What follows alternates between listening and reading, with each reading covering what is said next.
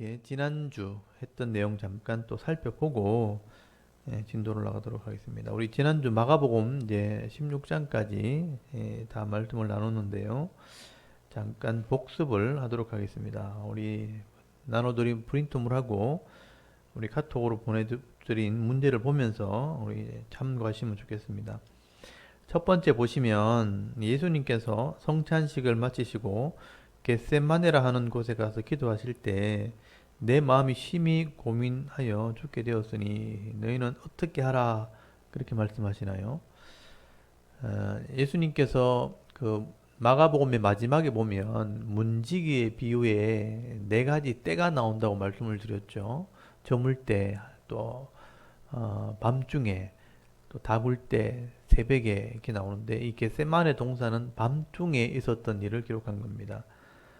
밤중에 예수님께서 기도하시면서 십자가 사역을 앞두고 사역을 감당할 수 있도록 하나님 나라를 위해서 기도하실 때 제자들은 이렇게 돌 던질 만큼 떨어져 이렇게 앉아서 시험에 들지 않도록 좀 기도해라 이렇게 말씀하셨어요. 그러니까 깨어 있으라, 시험에 들지 않도록 깨어 기도하라. 그래서 이제 예수님께서 깨어 있으라는 부탁을 했음에도 불구하고 제자들이 깨어 있지 못하죠. 잠들게 되고 잠을 자게 되는 일이 일어나게 됩니다. 그래서 예수님께서 밤중에 제자들에게 부탁했던 것은 깨어 있으라, 시험에 들지 않도록 깨어 기도하라. 그렇게 말씀하셨습니다. 결국은 이제 깨어 있지 못했다는 것을 마가가 얘기를 하고 있는 겁니다. 두 번째 문제 보시면 예수님께서 기도하실 때 제자들은 잠을 자고 있었습니다. 그때 예수님께서 제자들에게 시험에 들지 않게 깨어 있으라, 깨어 있어 기도하라. 무엇에는 원이로되 무엇이 약하도다라고 말씀하나요? 마음에는 원이로되 육신이 약하도다. 우리의 형편을 지금 말씀하는 거죠. 제가 제자들이 눈이 피곤해서 잠들었다. 예수님께서 그 뒤에 보면 말씀하시는데 거기 마가복음 14장 40절에 보시면 눈이 심히 피곤하다 또는 마음은 온인데 육신이 약하다 이런 표현들을 쓰시는 걸 보면 시간 관리를 잘 못했다. 제가 지난주 그렇게 말씀을 드렸죠. 자기 할 일을 이렇게 잘 관리를 하고 미리미리 해야 될 일을 준비해 놓으면 충분히 잠잘 때 잘 수 있고 깨어 있을 때 깨어 있을 수 있는 겁니다. 근데 그 시간 관리를 못하게 되면 시간에 쫓겨다니기 시작하면 늘 피곤한 삶을 살게 되는 거예요. 그러니까 어린아이들도 그렇고 청년들도 그렇고 우리 장년이나 어른들도 마찬가지고 미리미리 자기 할 일이 뭔지 또 내가 하루 동안 어떤 일을 해야 되는지 미리 준비해 놓지 않으면 늘 쫓겨다니게 되어 있습니다. 시간에 쫓겨다니고 또 사람에게 쫓겨다니고 물질에 쫓겨다니고 그러니까 늘 바쁘고 피곤하고 여력이 없고 이렇게 되는 거예요. 그러니까 제가 본인이 해야 될 일을 제대로 못하는 겁니다. 그래서 마음은 늘 원인데 육신이 약하다. 이게 우리의 형편이죠. 신앙생활 할 때도 마찬가지죠. 직장생활 해야 되죠. 가정이 돌봐야 되죠. 사업하시는 분들은 거래처 다 이렇게 관리해야 되죠. 부하 직원들 신경 써야 되죠. 또 자녀들 문제 생기면 다 이렇게 해결해야 되죠. 교회 오면 또 직분자로 섬겨야 되죠. 또 말씀대로 해야 되는 여러 가지 삶들이 있는데 내가 이걸 시간으로 미리 다 관리해서 준비하지 않으면 늘 쫓겨다닌다는 겁니다. 그래서 성경에서 말하는 믿음 있는 사람은 성실한 사람, 게으르지 않는 사람. 그래서 자기 할 일에 늘 이렇게 충실하게 준비하는 사람. 이런 사람들이 믿음 있는 사람이에요. 기본적으로 믿음 있다는 그 말 안에는 이런 성실함이라 이런 충성됨이 포함되어 있는 겁니다. 그래서 성도는 어딜 가도 자신을 관리하고 시간을 관리하고 할 일들을 관리할 줄 아는 사람을 믿음 있는 사람이라고 하는 거예요. 근데 제자들은 그렇게 하지 못했죠. 예수님은 깨어 있었고 사명을 위해서 준비하고 있었고 그 사명 감당하기 위해서 이렇게 기도하시는데 제자들은 그것도 못하고 있었는 거죠. 마음은 뻔한데, 마음은 원하는데 육신이 약하다. 그래서 이런 부분을 우리가 예수님을 통해서 잘 배우셔야 된다. 제가 말씀을 드렸습니다. 그 다음에 세 번째 보시면 마가복음에 나오는 문지기의 비유에 의하면 한밤중에 깨어있으라고 말씀하셨는데 누가 실족하게 되나요? 그러니까 예수님의 제자들 전체가 다 잠들었다는 거예요. 깨어있으라란 예수님 명령에 또 부탁에 순종하지 못한 거죠. 그래서 예수님을 위해서 중보기도 하고 예수님은 십자가의 사역을 감당하지만 제자들은 증인의 사역을 감당해야 되고 예수님을 돕는 이 제자의 사역을 해야 되는데 잠자고 있었다는 거예요. 사명을 감당하지 못한 것이죠. 그래서 실족한 제자들의 모습을 말씀을 합니다. 그 다음에 지금 번호가 지금 좀 잘못됐죠. 3번으로 중복되어 있는데 그냥 3번으로 할게요. 그 다음 3번에 가룟 유다는 예수님을 대제사장에게 넘기기 위해 군호를 짜게 되죠. 유다는 내가 어떻게 하는 자가 예수님이라고 군호를 짜나요? 내가 입 맞추는 자.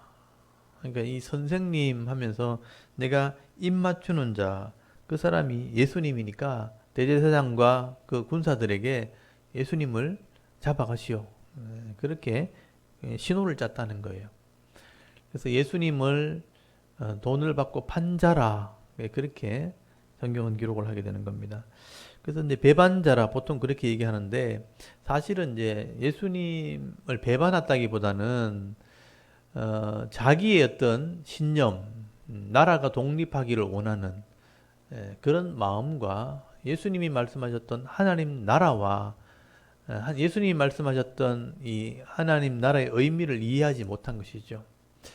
그래서 대부분은 우리 성도들도 이 하나님 말씀하시는 이 땅에 이루어져야 될 하나님 나라 그리고 내가 감당해야 될 직분에 대한 사명 이것을 모르면 결국은 내 욕심을 따라서 살게 되는 거예요.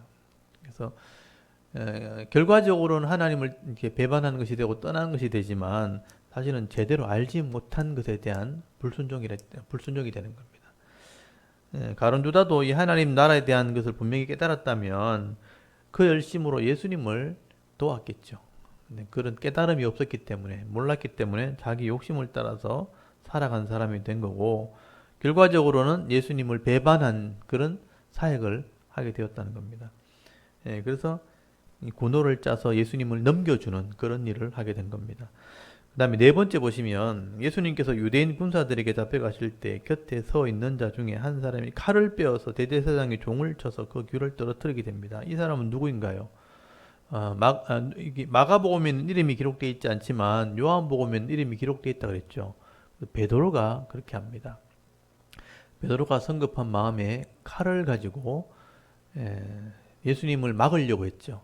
그래서 예수님께서 칼을 쓴 자는 칼로 망한다 그렇게 말씀하셨어요. 칼 가지고 일을 하는 사람은 결국 칼 가지고 망하게 되는 것입니다. 그래서 칼을 그 자리에 자기 칼을 꽂으라, 칼을 이제 치우라 그렇게 말씀하시고 예수님께서 이 말고 이 귀가 떨어진 사람이 대제사장의 종이 말고라는 사람이거든요. 말고의 귀를 고쳐 주셨다라고 성경 기록하는데 실제로 이 복음서 사복음서 안에서 이 말고의 귀를 고쳤다고 기록한 사람은 누가밖에 없어요. 그래서 마태나 마가나 요한복음에는 말고의 귀를 고쳤다는 내용이 나오지 않고 누가복음에만 예수님께서 말고의 귀를 만져서 그 귀를 고쳐주셨다, 치료하셨다라고 기적을 행하신 것을 기록해놨습니다. 그래서 칼로 행한 자는 칼로 망하기 때문에 그렇게 하지 말아라. 내가 만약에 이 군사들과 싸우고자 했다면 하나님의 군대를 가져서 내가 싸웠을 거다. 근데 지금은 내가 사명 감당하는 것이다 라고 설명을 하게 됩니다. 그래서 칼로 일하려고 하면 안 된다. 이 말은 교회는 하나님 백성들은 세상 사람들처럼 힘으로 일하는 게 아니고 세상의 권력으로 임하는 게 아니고 하나님 말씀으로 일한다. 그렇게 이해를 하시면 됩니다. 그 다음에 다섯 번째, 한밤중에 모인 이 유대인 공회에서 예수님께서는 어떤 판결을 받게 되나요? 예수님은 유대인들 재판석에 서게 되죠. 그래서 유대인들 공회라고 하는 이 재판석에서 종교 지도자들에 의해서 사형 언도를 받게 됩니다. 그러니까 이 유대 종교 재판에서는 하나님의 이름을 모독했다. 그래서 신성 모독죄를 적용을 하게 됩니다. 율법에 나오는 여호와 이름을 망령되이 이끌었다. 하나님의 이름을 모독했다. 이거를 이제 신성 모독죄라고 합니다. 신성 모독죄에 의해서 사형에 언도하게 되죠. 그래서 유대인 율법에는 하나님의 이름을 모독하면 돌로 쳐 죽이는 투석형으로 사형을 행하도록 되어 있는데, 로마의 정부의 지배를 받고 있을 때 이 유대 지도자들이 로마의 재판에 호소를 하게 됐죠. 그래서 나무에 달아 십자가형으로 죽게 하는 그런 죽음을 택하게 되는 거죠. 왜냐하면 이제 율법에는 나무에 달려 죽은 사람이 저주를 상징하기 때문에 메시아가 일 수 없다는 것을 사람들에게 알리기 위해서 나무에 달려 죽는 그 사형을 선택을 하게 된 겁니다. 그 다음에 6번째 보시면 예수님께서 대제사장의 집에서 재판을 받으시는 때에 곧 닭이 울 때 한 제자가 또 실족을 하게 됩니다. 누구인가요? 베드로죠. 예수님께서 내가 십자가에 죽게 될 것이다 할 때 베드로가 절대 그렇게 하지 않을 거다고 이렇게 장담을 할 때, 네가 닭이 2번 새벽에 울기 전에 너는 나를 3번 부인할 거다 그렇게 말씀하셨는데, 실제로 닭 울 때 베드로가 예수님을 부인하게 됩니다. 그래서 이 베드로가 실족한 겁니다. 그래서 닭 울 때, 아까 이 문지기 비유에 나오는 3번째 때죠. 저물 때, 밤중에, 그 다음에 닭 울 때 깨어 있으라 그랬는데 깨어 있지 못했다는 거예요. 그러니까 가룟 유다도 깨어 있지 못했고, 하나님의 일들을 알지 못했고, 12제자들도 잠자고 있었고 깨어 있지 못했고, 이 수제자 베드로도 예수님을 부인하는 그런 깨어 있지 못한 그런 실족하는 삶을 살았다 하는 것을 이제 기록을 하게 되는 겁니다. 그만큼 이 제자들은 예수님이 십자가에 죽으시고 부활하는 그 순간까지도 제대로 된 말씀에 대한 이해와 깨달음이 없었다는 것을 계속 성경은 얘기하고 있다는 겁니다. 그 다음에 7번째, 예수님께서는 새벽에 이제 빌라도가 있는 로마 법정에서 또 재판을 받게 됩니다. 이때 빌라도는 예수님께서 죄가 없다는 것을 알았기 때문에 놓아주려고 했지만 결국 예수님에게 사형 언도를 내리게 됩니다. 왜 그렇게 했을까요? 그래서 이 마가복음 15장 1절에서 15절 사이에 이렇게 읽어보시면 결국은 대제사장, 이 종교 지도자들이, 장로들이나 이런 서기관이나 종교 지도자들이 군중들, 무리를 소요시킨 겁니다. 그래서 무리들에 의해서 소요를 일으켰다. 그래서 여기 15장 특별히 11절에 보시면 대제사장들이 무리를 충동하여 도리어 바나바를 놓아달라고 하게 하고, 그래서 충동시켰다. 그래서 뇌물을 주고 소리 지르게 한 거죠. 그래서 예수님을 십자가에 못 박으라고 무리들을 동원을 시켜서 큰 소리로, 요즘 말로 하면 데모한 겁니다. 데모. 집회를 하면서 데모를 한 거죠. 그 소리를 이기지 못해서 예수님을 사형 언도를 내리게 됩니다. 빌라도가 비겁한 선택을 한 거죠. 법관으로서, 그러니까 요즘 말로 하면 여론을 따라간 것입니다. 법대로 재판한 게 아니고 민심을 따라서, 여론을 따라서 재판을 하게 된 거죠. 그래서 이 15장 15절에 보면 빌라도가 무리에게 만족을 주고자 하여 바라바는 놓아주고 예수는 채찍질하고 십자가에 못 박히게 넘겨주니라 라고 되어 있어요. 그러니까 무리를 만족하게 하려고 예수님을 사형 언도를 내리게 됩니다. 그래서 이 빌라도는 공정한 판결을 하지 못했고 역사적으로 죄 없는 예수를 사형을 취하게 돼서, 그래서 사도신경에 이 이름이 계속 불려지잖아요. 전 세계 예배 드리는 곳마다 빌라도가 예수님 죽였다고 그렇게 고백을 하잖아요. 역사적인 인물이 된 거죠. 그래서 법관으로서 그 당시에 유대를 다스리는 로마를 대표하는 법관으로서 예수님을 사형 언도를 내리게 됐다. 그게 법대로 한 게 아니고 무리에게 만족을 주고자 판결한 거다라고 성경은 기록을 하게 되는 겁니다. 그만큼 예수님이 죄 없는 죽음을 죽었다는 것을 증명한다는 뜻입니다. 그 다음에 8번째 보시면 예수님께서는 제3시, 유대인 시간으로 제3시면 오전 9시에 십자가에 못 박히셔서 몇 시에 돌아가시나요? 그러니까 15시가 되니까 유대 시간으로 15시면 우리나라 유대 시간으로는 제9시가 되고요. 9시니까 우리나라 시간은 제15시가 되니까 15시는 오후 3시입니다. 그러니까 오후 3시에 예수님이 돌아가시게 됩니다. 운명하셨다. 영원히 떠나셨다.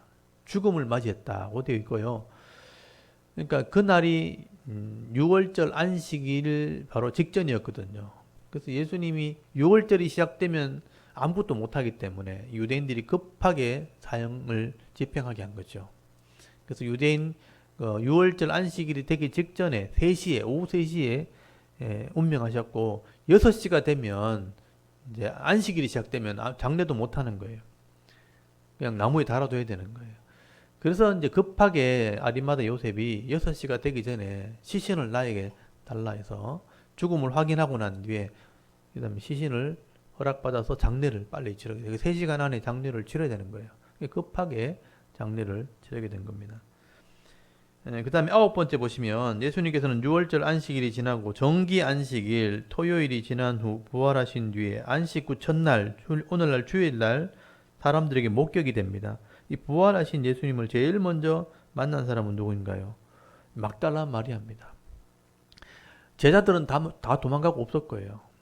예수님이 시신을 위해서 장례를 치러주고 향유를 그 시신의 향유를 바르기 위해서 준비했던 이런 여인들이 예수님을 처음으로 만나게 됩니다. 그 여인들 중에 제일 먼저 예수님을 만난 사람이 바로 막달라 마리아. 막달라 마리아가 예수님 부활을 처음으로 목격하게 됩니다. 이거는 굉장히 의미가 있는 거예요. 유대 여자들 중에서 이 막달라 7귀신에 매였다가 고통받던 자가 나음을 입고 나온 뒤에 이 사람은 평생 예수님께 헌신한 사람이거든요. 굉장히 이 사람은 부자고 귀부인입니다. 요즘 말로 하면 굉장히 그 고위층에 있는 부자입니다. 여인이었거든요.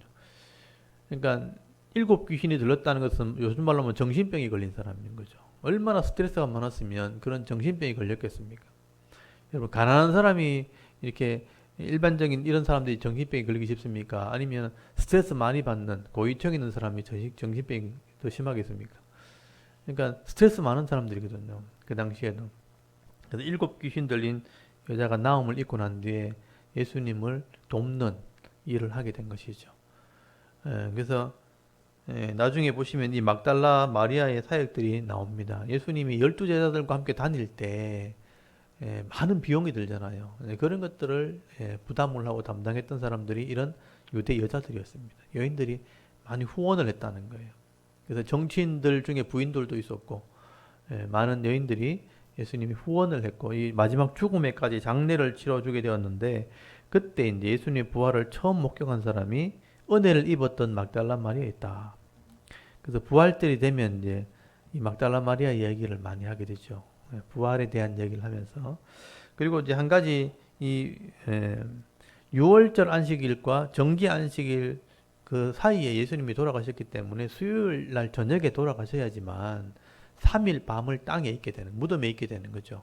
그래서 수요일 밤, 목요일 밤, 금요일 밤 3일이 그 음부를 상징하는 무덤에 있었고 목요일 저녁 6시가 되면 6월절이 끝나는 거예요. 그 토요일 날 저녁 6시가 되면 6월절이 6월절이 끝나게 되고 그 6시 이후에 예수님이 부활하신 거죠. 부활하셔서 이제 새벽에 사람들에게 발견이 되어지는 만나게 되는 것이죠. 그래서 실제로 예수님 부활하신 것은 토요일 저녁 이후에 부활하셨다고 우리가 알 수가 있는 것입니다. 그래서 이런 부활에 대한 문제는 또 이제 누가복음에 또 나오니까 그때 되면 또 말씀을 드리도록 할게요. 그리고 10번째 보시면 예수님께서는 예언대로 부활하신 후에 막달라 마리아가 증언하고 또 엠마오로 가던 두 제자가 예루살렘에 와서 예수님의 부활을 증언했지만 제자들의 반응은 어땠나요? 여러분 이게 특별히 마가복음에 보시면 마가복음 16장 13절 14절에 보시면 막달라 마리아가 전하고 또 다른 제자들이 전했는데도 역시 예수의 부활을 믿지 않았다 이런 표현이 나와요.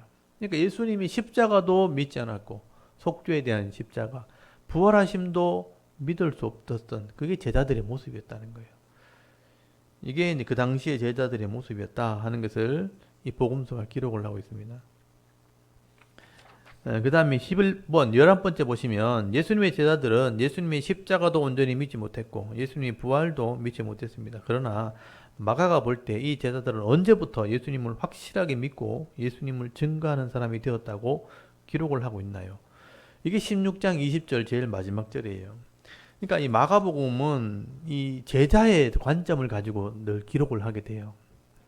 예수님을 따라다닐 때부터 예수님이 왕되기를 기대했지 자기의 어떤 신분에 대한 상승을 기대했지 실제로 이 속죄를 복음을 전하는 그런 깨달음을 없었다는 거예요. 예수님이 왕되기를 기다렸는데 십자가에 죽으시는 바람에 다 도망갔고 또 부활함도 믿지 못했어요. 근데 이 예수님이 우리의 메시아였고 십자가에 우리 죄를 위해 죽으셨고 또 부활을 영생을 위해서 부활하셨다는 것을 확실하게 알게 된 것이 언제냐면 마가의 다락방에서 성령을 체험하고 난 뒤에요. 성령께서 이 말씀을 이해시키고 깨달았을 때 이게 하나님의 계획이었구나. 하나님이 창세전부터 메시아를 계획하셨고 구약에 예언하셨고 실제로 오신 분을 같이 섬겼고 그리고 부활하시고 또 십자가에 죽으시고 부활하셨구나. 그래서 하나님의 계획이 이루어졌구나. 그렇다면 죄인들이 구원받을 수 있겠구나. 그런 확신을 가진 것은 성령을 통해서입니다. 성령을 통해서 하나님의 계획 또 말씀을 깨닫게 되어지고 이것을 증언하는 증인으로 사역을 하게 된 거죠. 왜냐하면 직접 예수님이 살았기 때문에 그것을 증인할 수 있는 제자들이 된 겁니다. 그래서 마가는 마가복음 16장 20절에 와서야 제자들이 나가서 두루 전파할세 주께서 함께 역사하사 그 따르는 표적으로 말씀을 확실히 증언했다라는 표현이 나오죠. 증언이 뭐냐면 증인이 되었다. 이 부활의 증인, 복음의 증인이 되었다. 그래서 이 말씀을 가지고 증언했다고 돼 있잖아요. 그러니까 말씀을 깨달았다는 뜻이잖아요. 구약의 그 당시에 예수님 당시에는 신약 성경이 없을 때잖아요. 구약에 기록된 말씀이 예수님을 통해서 이루어졌다 하는 것을 증언했다는 뜻은 내가 확실한 증인이다라고 증언을 했다는 거예요. 그러니까 성령이 오시고 성령을 통해서 밝히 알게 되었기 때문에 증언할 수 있었다는 거예요. 그래서 이제 이 마가의 결론이 뭐냐면 진짜 제자가 되려면 하나님의 구원 계획과 이 하나님 말씀의 의미를 분명히 알아야 된다는 거예요. 깨달은 사람만이 증언을 할 수 있는 겁니다.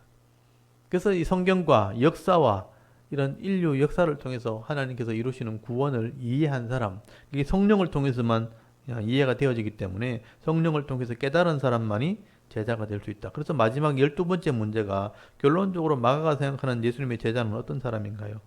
성령을 통해 하나님 말씀을 확실하게 깨달은 사람들이에요. 이런 사람들이 증인이 될 수 있고 제자가 될 수 있다.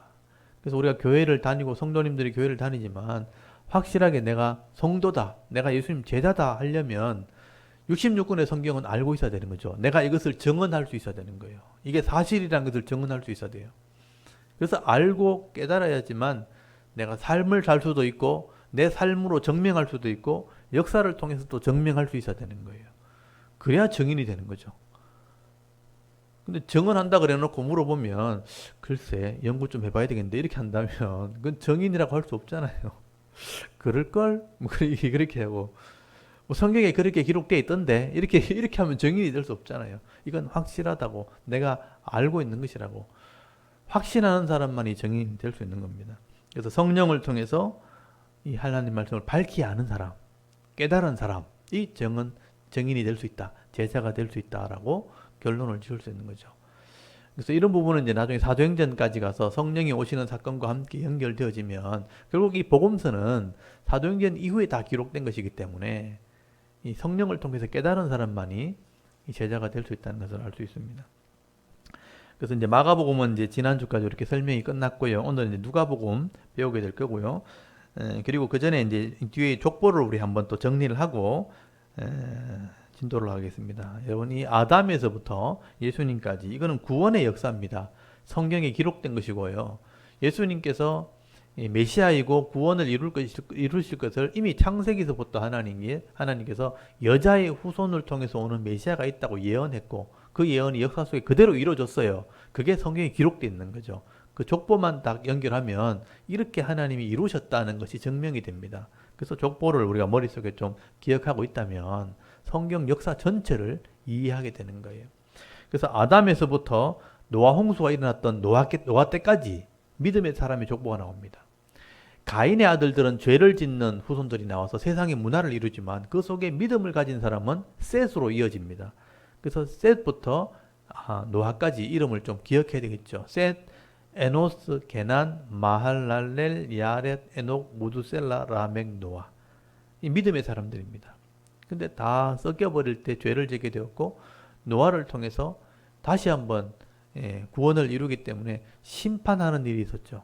물로 다 심판해버리고 다 죽고 난 뒤에 노아의 아들들 통해서 다시 셈, 함, 야벳이 나옵니다. 이 죄가 그만큼 무섭다는 것을 노아 심판을 통해서 보여주는 거예요. 그리고 마지막 심판이 있다는 것을 증명하기 위해서 노아의 홍수 심판이 실제로 역사 속에 일어나게 된 겁니다.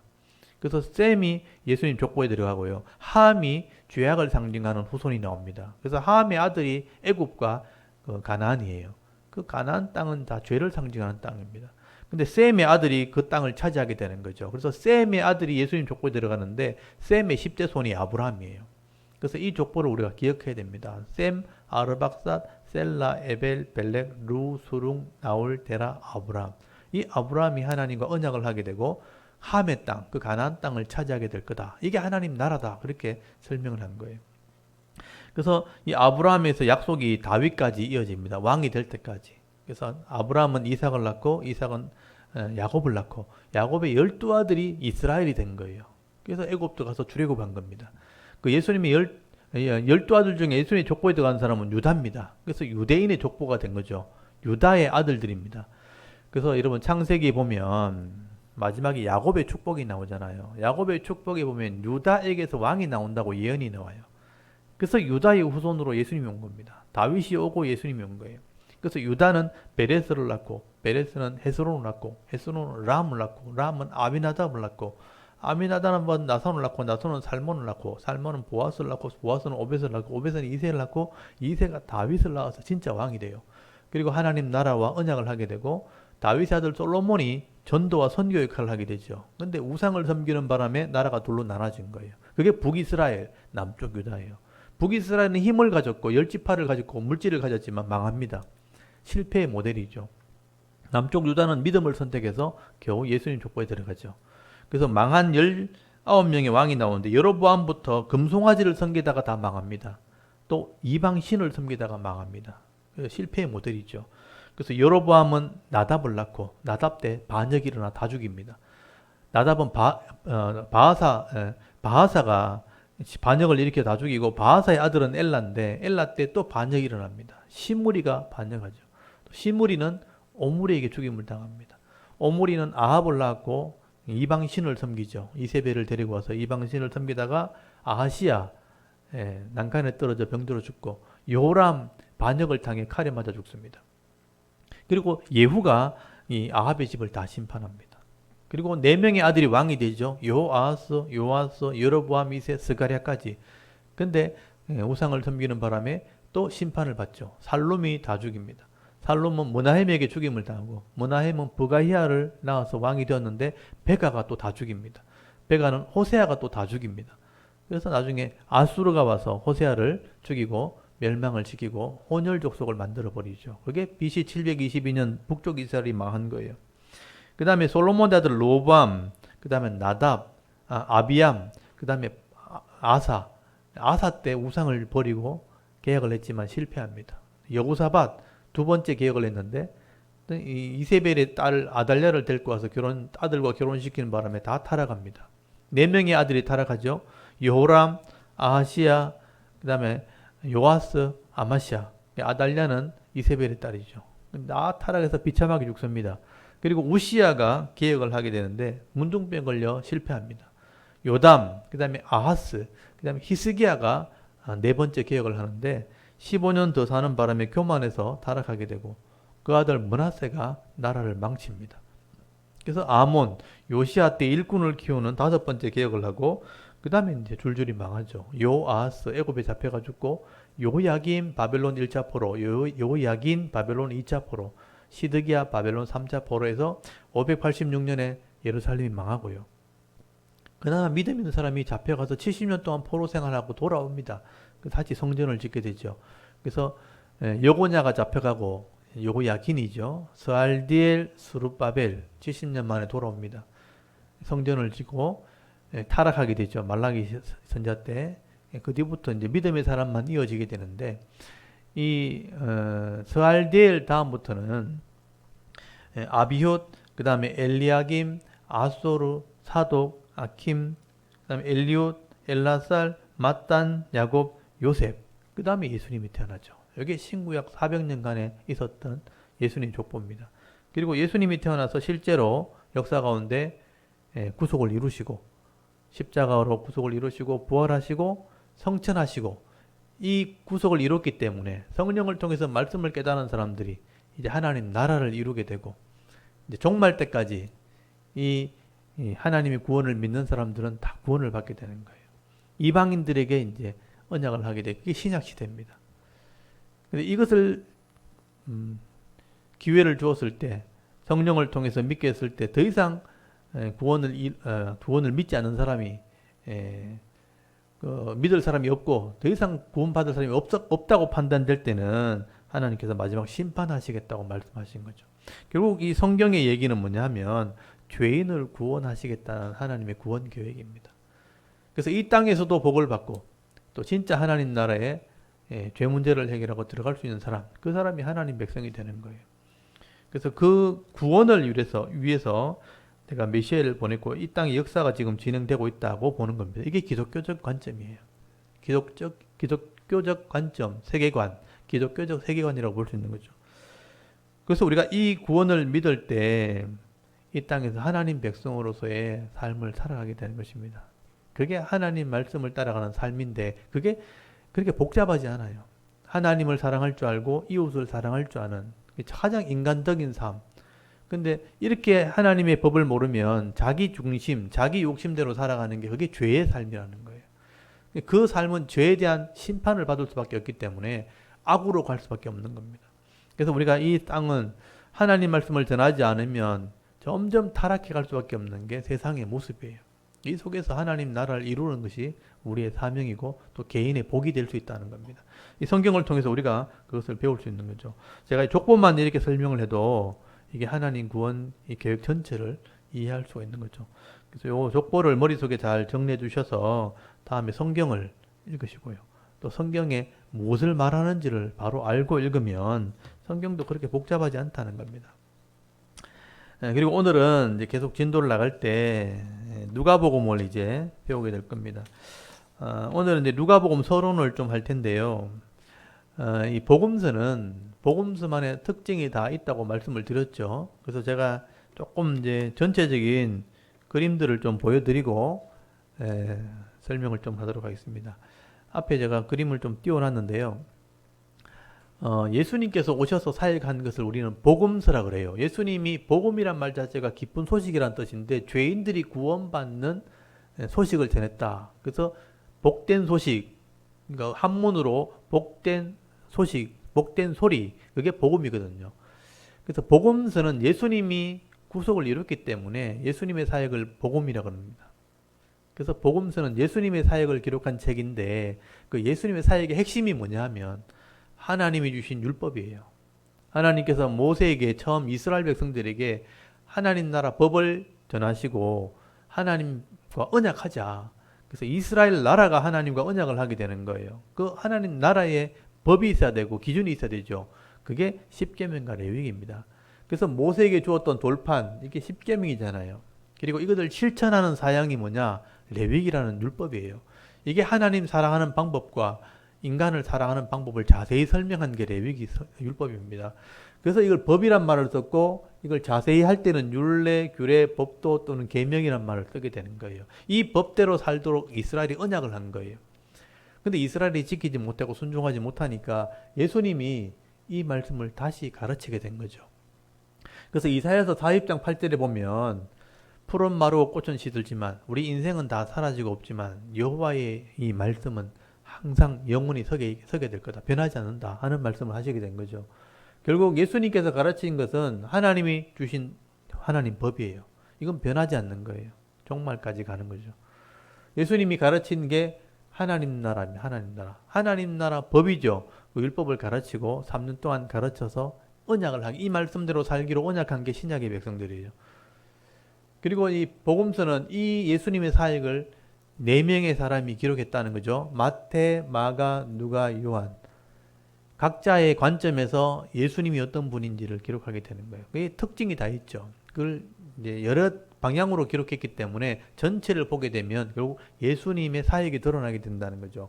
그래서 우리는 이 구약의 율법을 증거했던 예수님의 이 설명과 또 예수님의 사역의 핵심을 이 복음서를 통해서 확인하게 되는데, 이 복음서마다 특징이 다 있다는 거죠. 복음서에는 어떤 특징이 있냐면, 보세요. 예수님이 AD 30년경에 돌아가셨잖아요.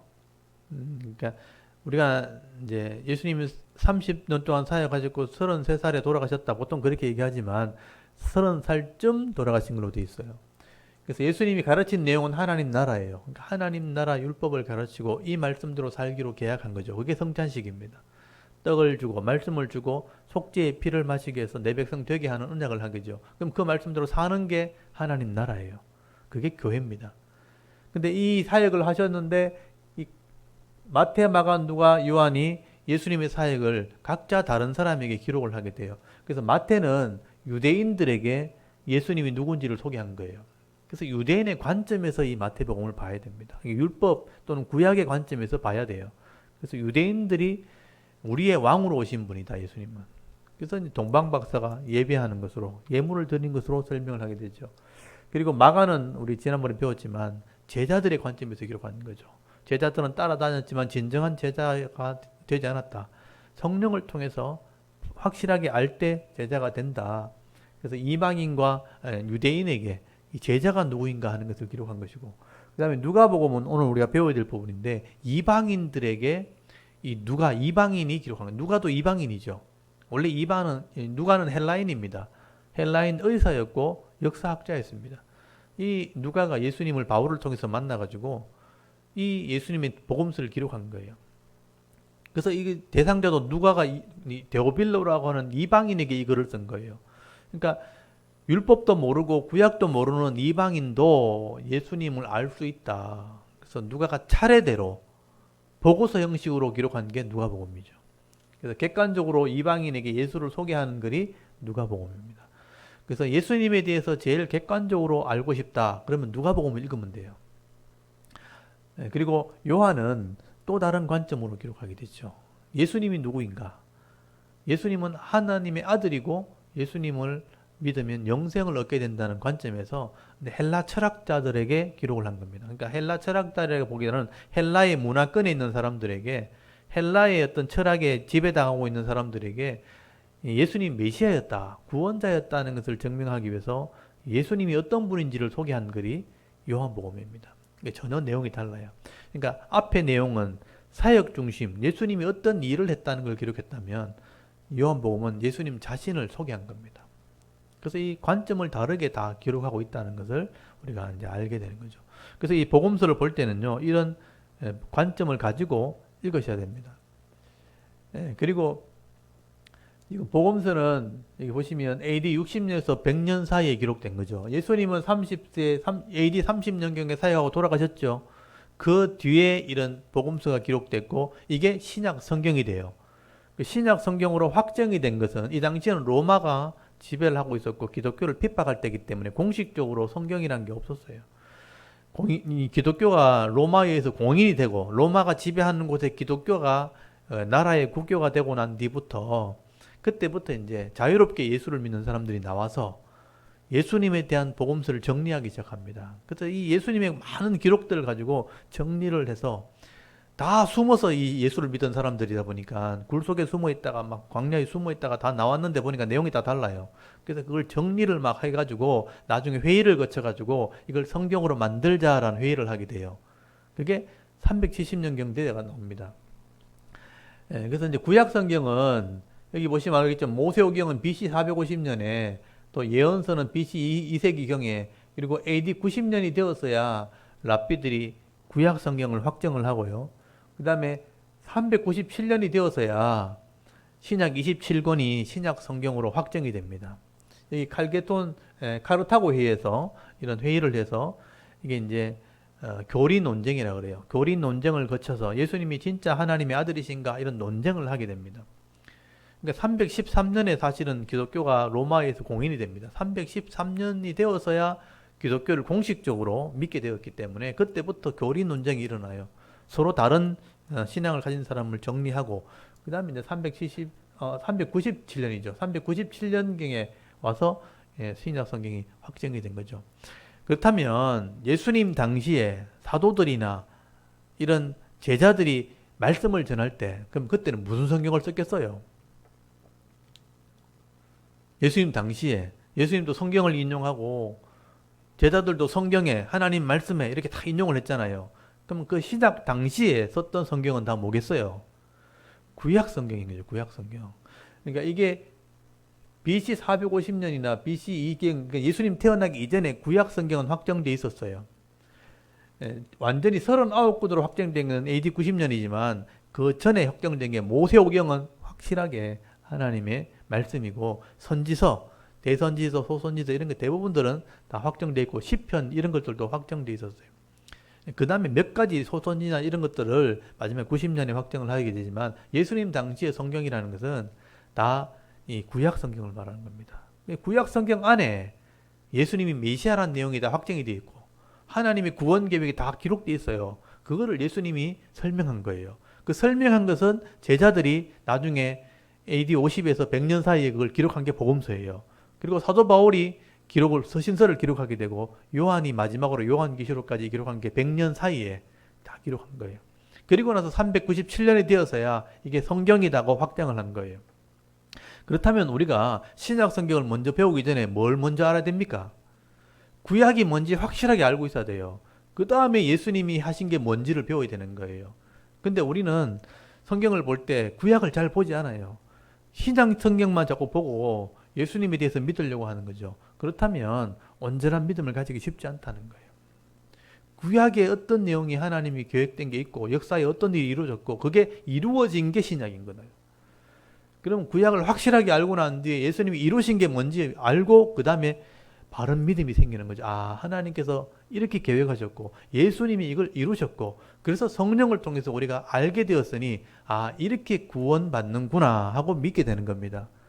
근데 여기서 나온 교리, 이 성경 이후에 중세를 거치면서 교리가 나온 교리, 교리를 가지고 구원론, 예수 그리스도의 십자가만 믿으면 구원받는다.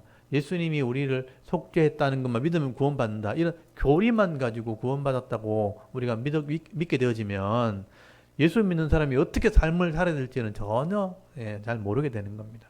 그래서 우리가 구약에 있는 율법이나 이런 개념을 먼저 이해하고 난 뒤에 그 다음에 예수님의 설명도 이해해야 되고 성도들이 성령을 통해서 깨닫게 된 초대교회 성도들이 어떻게 살았는지를 이해할 때 우리가 구원도 받고 삶도 이렇게 살아야 된다는 것을 정리를 하게 되는 겁니다. 이걸 제대로 이해하지 못하면 예수는 믿기는 하는데 교회는 다니긴 하는데 내가 구체적으로 어떻게 살아야 될지는 잘 모르는 거예요. 그래서 신앙에 항상 혼란함이 있고 늘 묻는 게 구원 확신이 있습니까? 구원 받았습니까? 이런 거 묻는 거예요. 그건 이미 구약에서 확신을 하고 있어야 되는 것이고 어떻게 삶을 살아야 될지 내가 살아가는 인생 가운데 어떻게 내가 하나님의 제자로서 삶을 살아야 될지 어떤 열매를 거두고 어떤 복을 받아야 될지 이런 걸 고민해야 되는 겁니다. 그러니까 신앙이 제대로 없으니까 삶이나 열매나 복이란 게 없는 거예요. 그런 개념이 없는 거예요. 그러니까 세상 사람과 똑같이 고민하고 똑같이 힘들어하면서 살아가는 것. 그럼 예수 믿는 의미가 별로 없는 것이죠. 그래서 우리가 이런 성경들을 체계적으로 좀 잘 정리하고 이해하는 게 필요하다는 것을 제가 말씀을 드리는 거예요. 그래서 이제 오늘 누가복음을 보는 것은 이게 조금 더 앞에 한번 보십시다. 앞에 조금 보시면 이 누가의 관점을 먼저 이해해야 됩니다. 누가는 이방인에게 예수님이 어떤 분지를 소개한 글이다 하는 것을 먼저 이해를 하셔야 됩니다. 그래서 누가복음만의 특징이 있는 거예요. 누가복음의 특징을 먼저 알아야 됩니다. 헬라인 누가가 헬라인 데오빌로에게 예수님을 소개한 글입니다. 그래서 누가복음에 보면 누가가 처음에 기록 목적을 딱 써놨어요. 누가복음 1장을 한번 펴보세요. 누가복음 1장에 보시면요.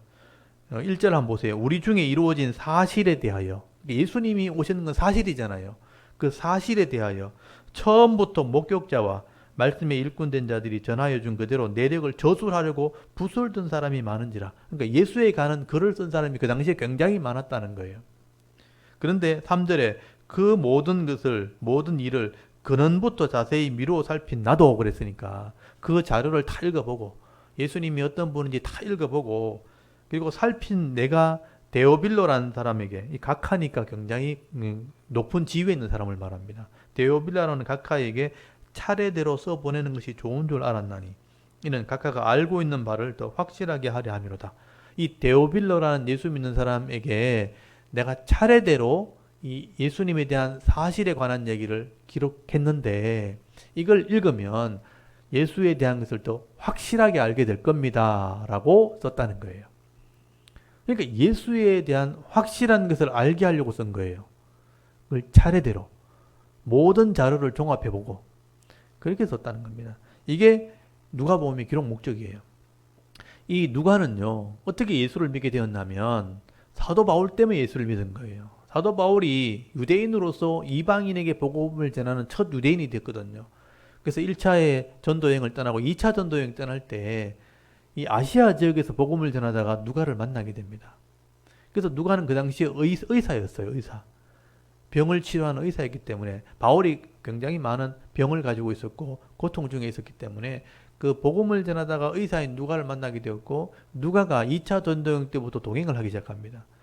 그리고 유럽 전도여행을 떠나게 되었고 3차 전도여행 에베소 전도여행을 떠나고 나중에 로마의 감옥까지 가게 되는데 그 행로를 다 동행한 사람이 누가예요. 그래서 이 사도 바울을 통해서 율법을 배웠고 구약을 다 배웠고 예수님에 대한 믿음을 가지게 되었고 바울이 이 로마의 감옥에 가기 전에 가이사라는 곳에서 유대 예루살렘의 재판을 받으면서 유대인들이 바울을 죽이려고 하는 바람에 암살하려고 하는 바람에 가이사라의 감옥에 2년 동안 갇혀 있습니다. 그 가이사라는 시중의 해변이에요. 그 가이사라에 2년 동안 갇혀 있는 누가는요 예루살렘이 가깝기 때문에 예루살렘을 2년 동안 돌아다닌 거예요. 돌아다니면서 예수님의 행적을 다 조사한 겁니다. 나사렛에 가고 갈릴리에 가고 예루살렘 가가지고 예수님의 행적을 다 조사해가지고 나중에 바울이 로마 감옥에 2년 동안 갇혀 있을 때 그 정리를 하기 시작해요. 그래서 누가는요 실제로 성지에서 돌아다니면서 2년 동안 이 조사했던 내용들을 다 검토해서 예수님에 관한 것들을 정리해서 쓴 게 누가복음이에요. 그래서 여기 보면은 내가 근원부터 살폈다고 돼 있잖아요. 아담서부터 족보를 다 기록해놨어요. 이 하나님의 구원 계획에 대해서 다 정리를 해가지고 이 예수님이 어떤 분인지를 차례대로 실제로 쓴 사람이 바로 누가라는 것입니다. 그래서 이 누가복음을 읽어보면 예수님이 어떤 분인지를 우리가 알 수가 있게 되는 거죠. 그리고 이 누가가 헬라인이기 때문에 헬라어로 이것을 기록하죠. 여러분 신약 성경은 전부 다 헬라어로 기록되어 있습니다. 그런데 유대인들은 히브리어를 사용하죠. 구약의 성경은 히브리어로 기록되어 있어요. 그러니까 유대인 사회에서는 원래 유대인 이스라엘의 언어가 히브리어입니다. 히브리어를 사용하는데 로마의 지배를 받으면서 헬라 문화권이 되는 거죠.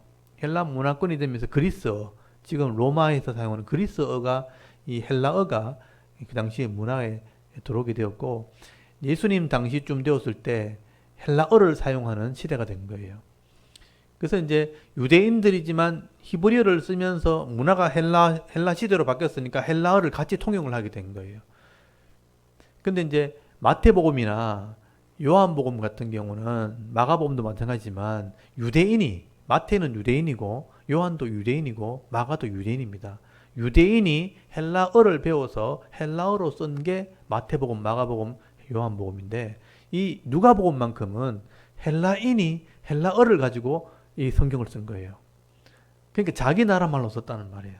그러니까 훨씬 더 표현이 세밀하고 또 잘 쓰게 되는 겁니다.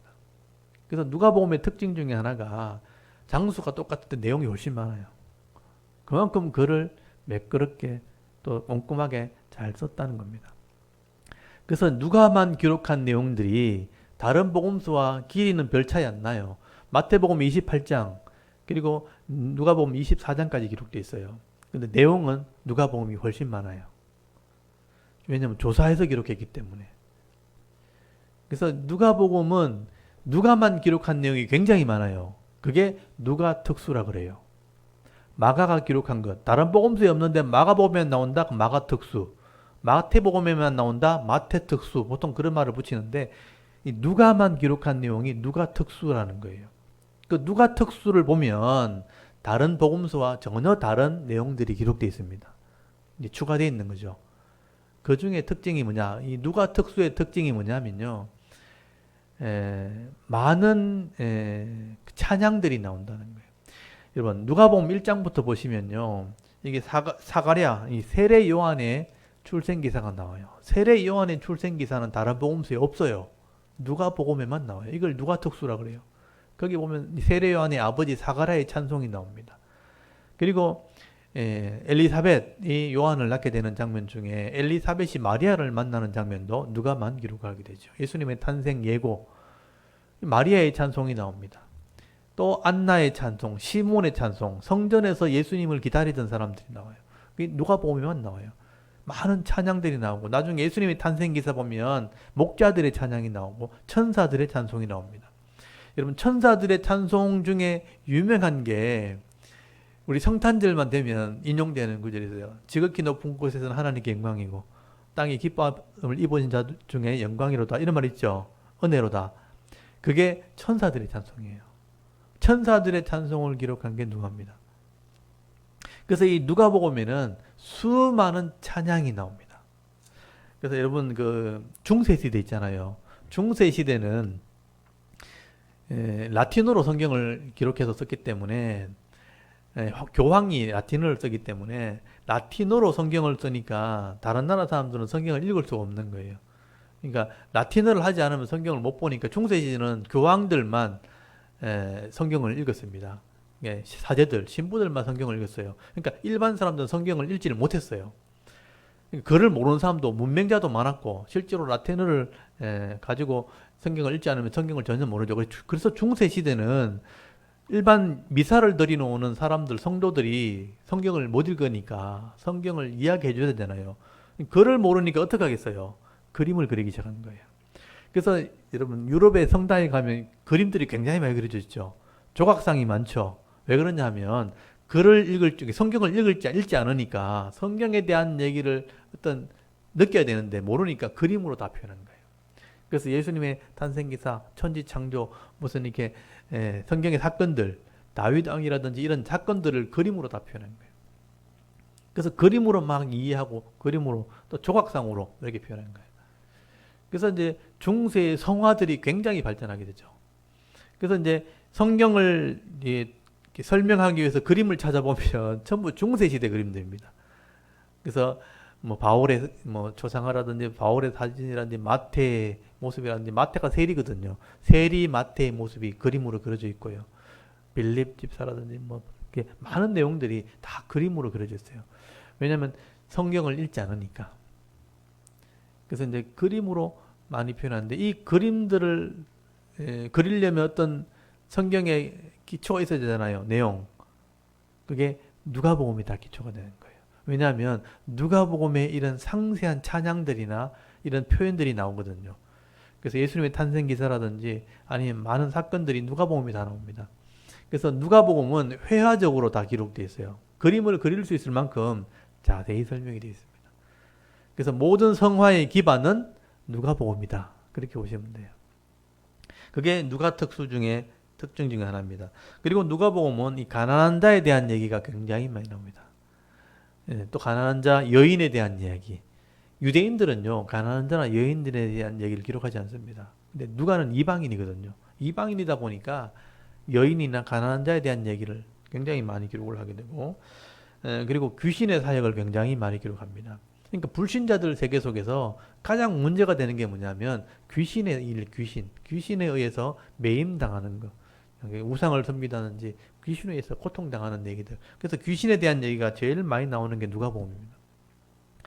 그리고 누가 보면은 이방인들이기 때문에 율법을 모르는 사람들이기 때문에 이방인들이 이해할 수 있는 설명들이 필요한 거예요. 그래서 많은 비유들이 나옵니다. 그래서 다른 복음서에 나오지 않는 선한 사마리아인에 대한 비유, 탕자에 대한 비유, 거지 나사로 이야기, 이런 비유들이 굉장히 많이 나옵니다. 불의한 청지기 비유, 이런 성경에 대한 이 진리를 설명하기 위해서 많은 비유를 설명하는데 다른 복음서에 나오지 않습니다. 그러니까 이 누가만 이런 것들을 이해시키려고 많은 비유들을 기록을 하게 됩니다. 그래서 이런 특징들이 있는 게 누가복음이라는 것을 알고 읽어보시면요. 특별히 마태복음과 이게 비교가 돼요. 마태복음은 유대인들에게 쓴 글이거든요. 율법을 아는 사람. 유대인들은 어릴 때부터 율법을 다 배운 사람들이고 구약을 다 아는 사람들이에요. 그러니까 다 아니까 몇 마디만 하면 다 알아들어요. 그래서 마태는 아는 내용을 설명하려고 한 것이고 누가는 전혀 모르는 이방인들에게 이것을 소개하려고 했는 것이기 때문에 대조해서 읽어보시면 확실하게 차이가 납니다. 똑같은 사건을 설명하는데도 내용이 달라요. 다른 관점에서 설명을 하게 되는 겁니다. 그래서 제가 추천하는 것은 마태복음과 누가복음을 같은 사건을 이렇게 비교해서 읽어보시면 누가가 왜 그렇게 기록했는지를 이해하게 되는 거예요. 근데 이런 성품, 이런 성향, 이런 배경들을 성령을 통해서 누가를 감동시켜서 이걸 기록한 거예요. 하나님의 뜻을 누가를 통해서 전달하는데 그 전달하는 방식은 다른 복음서와 다르다 하는 것을 이해하시면 됩니다. 그리고 이제 특별히 예수님의 성찬식까지 가보면 이방인들이 이해할 수 있도록 새 언약에 대한 얘기가 나옵니다. 보통 이제 성찬식에는 마태복음 26장이나 마가복음에는 이스라엘 백성들이 짐승의 피를 가지고 하나님과 언약할 때 언약의 피라고 얘기를 하면서 언약을 하거든요. 그래서 그 언약의 피라는 단어를 그대로 사용합니다. 마태복음이나 마가복음에는. 근데 누가복음만큼은 언약의 피라는 단어를 사용하지 않아요. 새 언약이라는 단어를 쓰게 돼요. 그러니까 예레미야 31장 31절에 나오는 새 언약이라는 단어를 사용하게 됩니다. 이런 내용들은 여러분이 처음에 볼 때는 이게 좀 잘 보이지를 않아요. 근데 이제 여러 번 보고 좀 성경을 알고 나서 보게 되면 이런 관점들이 보이고 이런 성향들이 보인다는 거예요. 그래서 누가가 이 글을 쓸 때 어떤 마음의 심정들이 보이기 시작하는 겁니다. 그렇게 되어야지만 이게 구분이 되는 거죠. 그래서 이제 누가는 예수님이 출생할 때부터 부활할 때까지 행적을 차례대로 낱낱이 기록을 하게 됩니다. 그래서 이런 내용들을 가지고 이제 누가복음을 하나씩 살펴보도록 하겠습니다. 그래서 여러분 이렇게 이 복음서를 우리가 읽을 때는 이런 배경들을 분명히 먼저 이해를 하고 그런 관점을 가지고 보셔야 됩니다.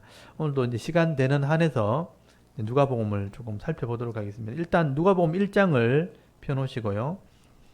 누가복음 1장은 아까 말씀드렸던 것처럼 1절에서 4절까지 누가복음의 기록 목적 이렇게 딱 표시해 주시면 좋겠어요.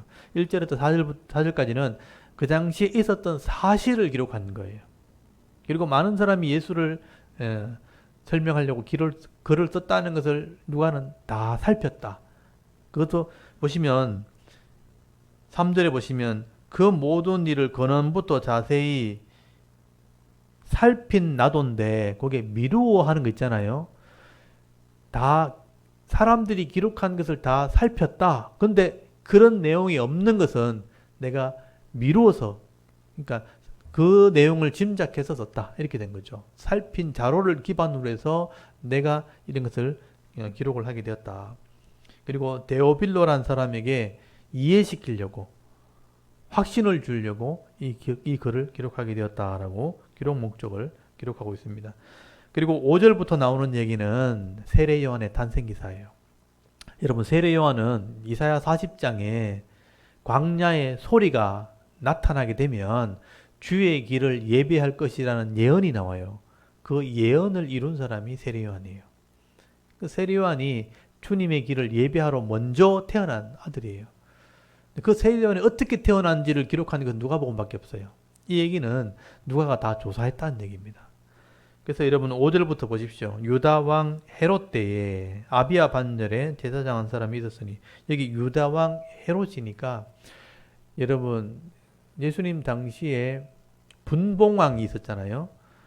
그래서 원래는 헤롯 대왕이 전체를 다스리다가 헤롯이 죽고 난 뒤에 세 명의 아들이 땅을 나눠 가졌죠. 나눠 가졌다고 해서 왕이 세 아들로 나눠진 거죠. 분봉왕이 된 건데 유대 지역, 예루살렘에 있는 지역을 다스리는 왕이 누구냐면 아켈라오, 헤롯 아켈라오가 유대 지역을 담당하게 됩니다. 요 헤롯은 헤롯 아켈라오가 되어 있죠. 나중에 이 헤롯 아켈라오가 죄를 지어서 잘립니다. 로마 황제에게 잘려요. 그래서 본디오 빌라도가 파송을 받게 됩니다. 그래서 나중에 뒤에 보시면 여러분 3장 한번 보세요. 3장 1절에 보면 디베르 황제, 티베리우스 황제 때 통치한 지 15해 곧 본디오 빌라도가 유대 총독으로 왔다고 돼 있죠. 아까는 유다 왕 헤롯 이래 됐죠. 그러니까 유다 왕 헤롯은 아켈라오예요. 근데 아켈라오가 잘려가지고 AD 6년인가 잘립니다. 그래서 이때 잘리고 나서 로마에서 파송한 사람이 누구냐면 헤롯 본디바예요. 아니, 헤롯 본디오 빌라도예요. 이 본디오 빌라도가 로마에서 볼 땐 총독으로 왔지만 유대인의 입장에서는 왕으로 온 거예요. 그래서 유대 왕 본디오 빌라도입니다. 그래서 그 지역을 다스리러 온 거죠. 이런 역사적인 정황을 다 정확하게 기록을 하고 있다는 거예요. 그러니까 이 학자답게, 그러니까 이 사람은 보고서 형식적으로 다 기록한 거예요. 역사적 배경을 다 기록한 겁니다. 그래서 헤롯이 다스릴 때 아비야 반열, 한번 보세요. 아비야 반열. 여러분, 아비야 반열이 뭐냐 하면 제사장의 순번입니다. 여러분, 이런 아비야 반열이라는 게 뭔지 알려면 구약의 성경을 알고 있어야 돼요. 여러분도 모르잖아요. 아비야 반열이 뭐예요? 안 배웠죠? 모르죠? 그러니까 우리도 교회 오래 다녔지만 아비야 반열이 뭔지 모르는데 누가는 이방인인데 이걸 알고 있었다는 것은 구약을 이미 다 통달했다는 거예요. 거기 잘 보시면요. 5절 밑에 보면 조만하게 성경 구절을 쏘는 게 있을 거예요. 누가 이렇게 쏘는 게 이렇게 뭐라고 쓰는지 보입니까? 대상 24장 10절 혹시 써놨습니까? 대상 써놨어요? 역대상 없습니까? 그러면 옆에 써놓으시고 아비야 반절이라는 것을 알려면 역대상 24장 10절을 봐야 되는 거예요. 거기 보면 제사장이 당번이 있어요. 1년을 24당번을 나눠요. 그래서 제사장이 15일씩 당번을 하는 거죠. 제사를 집례하는. 그래서 역대상 24장을 한번 펴보세요. 이런 것도 여러분 알아야 됩니다. 성경을 보려면. 역대상 24장.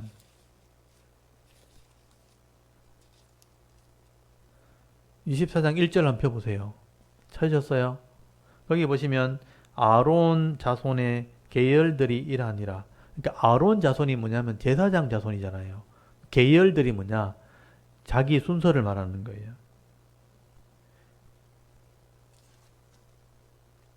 그래서 거기 5절 한번 보세요. 이에 제비를 뽑아 피차의 차등이 없이 나누었으니 이는 성전의 일을 다스리는 자와 하나님의 일을 다스리는 자가 엘라살 자손 중에도 있고 이다말 자손 중에도 있습니다. 그러니까 엘라살 아들들이 있고 이다말 아들들이 있는데 서로 똑같이 서로 평균을 나눠서 일하려면 제비를 뽑아서 순번을 정하게 된 거예요. 15일씩 일하려고. 그래서 이제 6절에 이렇게 순서를 따라서 제비를 뽑았다고 되어 있고, 여러분 7절에 보시면 첫째로 제비 뽑힌 자는 여호야립. 그러니까 여호야립의 아들들이 1번. 네, 그 다음에 둘째는 여야다. 셋째는 8절에 하림. 넷째는 소림. 다섯째 말기야. 여섯째 미야민. 일곱째 학구수. 그 다음에 여덟째는 아비야. 이렇게 되어 있죠. 여기 아비야가 요 여덟 번째예요. 아비야 순서를 이제 성경적으로 보면 반열. 반열이라는 말이 뭐냐면 순서란 뜻이에요. 계열, 순설, 이런 순서. 그러니까 여덟 번째 아비야가 제비 뽑았다. 이렇게 쭉 나가서 어디까지 가냐면 18절에 23, 그 다음에 24까지 갔죠. 그러니까 24당번인 거죠. 24당번을 정해가지고 제비 뽑아가지고 이 아들들이 순서대로 들어가는 거예요. 그게 15일씩. 1년은 12달이니까 15일씩 일하면 24당번 되죠. 그래서 1월 1일부터 15일까지, 16일부터 30일까지 이렇게 당번을 쓴 거예요. 그러니까 8을 8번째면 뭐냐면 1월 그다음에 1번, 2번, 3번, 4번, 5번, 6번 이렇게 가잖아요. 그러면 4월달 말번, 4월달 16에서 30일까지가 아비아 반절인 거예요. 그때 당번하러 들어갔다 이렇게 돼 있거든요.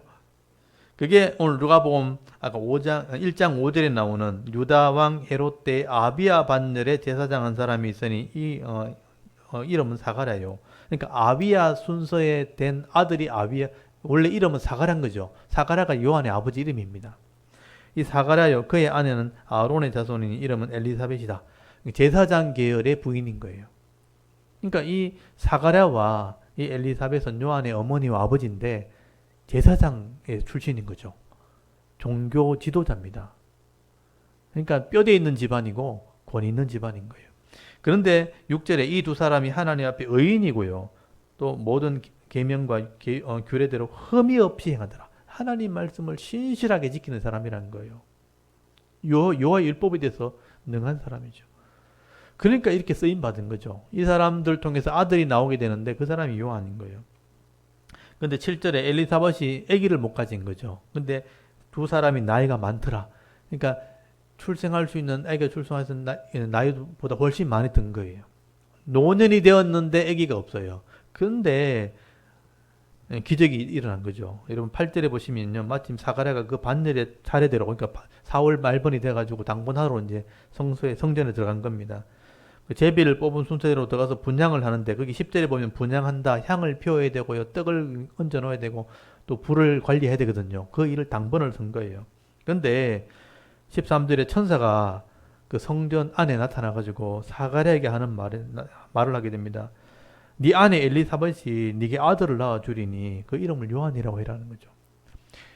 여러분 사가랴의 집안은 제사장의 집안이기 때문에 그 이론은 제사장의 집안에 내려오는 이름이 있어요. 아비야 반열의 이름들이 있습니다. 그 이름대로 이름을 지어야 돼요. 근데 그 이름이 아니고 갑자기 요하나스, 이게 헬라식 이름이에요. 요한이라는 이름을 지어라. 그러니까 15절 보십시오.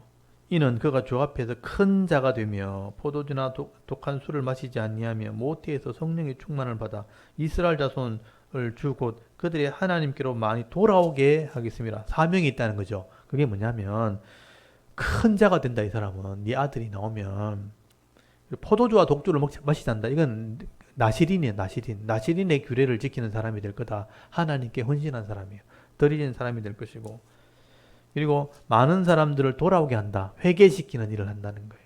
이런 사명을 가진 아들이 나오게 될 것이다. 그리고 17절, 그가 또 엘리야의 심정과 능력으로 주 앞에 먼저 와서 아버지의 마음을 자식에게 거스르는 자를 의인의 슬기에 돌아오게 하고 주를 위하여 세운 백성을 준비하리라. 그러니까 주를 예비하러 오는 사람인 거죠. 이게 이사야서 예언된 사람입니다. 주님이 메시아가 오면 길을 예비하는 사람이 될 거다. 그래서 18절에 사가랴가 갑자기 천사가 나타나서 이런 음성을 들려주니까 천사에게 이르되 내가 이것을 어떻게 알리요? 내가 늙고 아내도 나이가 많으니라. 내가 지금 나이가 몇 살인데 내 아내가 나이가 할머니인데 할머니 어떻게 아들을 낳습니까? 천사로도 이렇게 말한 거예요.